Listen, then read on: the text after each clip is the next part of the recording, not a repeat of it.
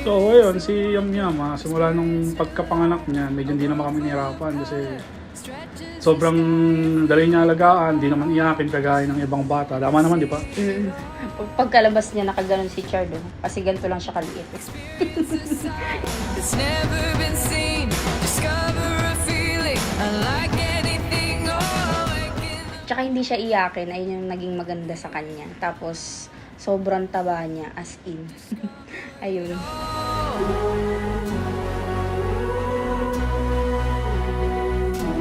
And see it all. Siyempre, one of a kind experience yung naramdaman namin nung kasi yung parang unika iha namin eh. Ako nga, kung ako tatanungin, gusto ko isa na lang. Pero siyempre, only God knows kung ano ba yung mga susunod na mga mangyayari sa buhay namin. Pero hanggat mag-isa siya, siyempre, magpo-focus ako kung ano yung kaya kong ibigay at kaya ko pang ibigay para matupad ng anak ko yung mga pangarap niya.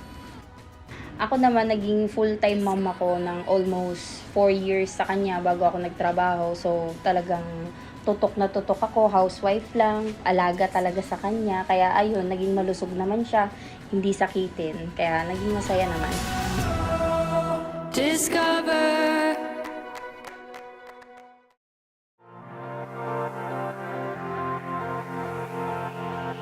Don't wanna grow another day. Run around and always play. You're Jack Sparrow and I'm a Happy birthday, Amia! Don't wanna grow another day. Happy birthday, Amia!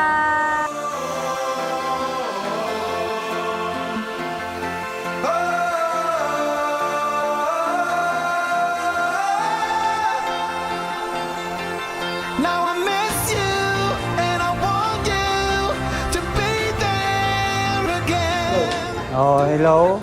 So, Yam Yam, happy 7th birthday sa'yo, no? Ang wish lang ni Ninong sa'yo is lumaki kang mabuting bata, sumunod sa mga magulang mo. At the same time, alam kong matalino ka. So, lahat ng mga pangarap mo is for sure maaabot mo yan. So, si Ninong nandito lang palagi, nakasuporta sa'yo. Yun lang, I love you.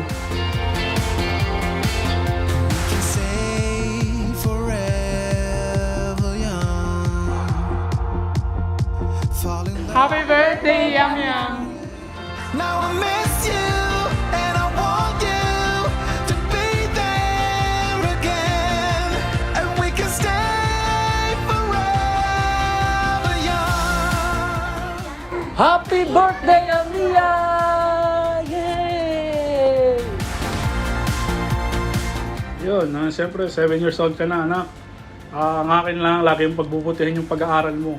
Isa yan sa pinaka-importanting bagay na kaya mong ilaan para sa sarili mo. Ayun yung pinaka-rewarding sa sarili mo eh.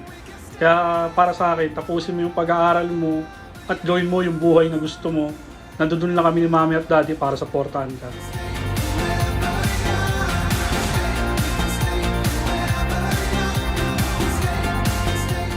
Ayun, dahil 7 years old na siya, nagiging independent siya lalo. So, ano siya kaya niya yung sarili niya, hindi siya yung ibang bata na, ay, mami, ganito, ganyan. Ano siya may kusa siya, kumbaga. Pati sa pag-aaral niya, hindi namin siya yung totaling natututukan, pero kaya niyang gawin. Kaya, sobrang thankful ako. Amia, mag-aral ka ng mabuti. Andito lang si Mami at Daddy.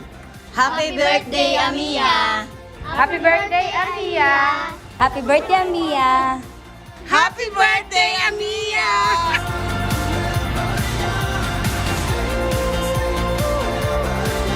We can stay forever young.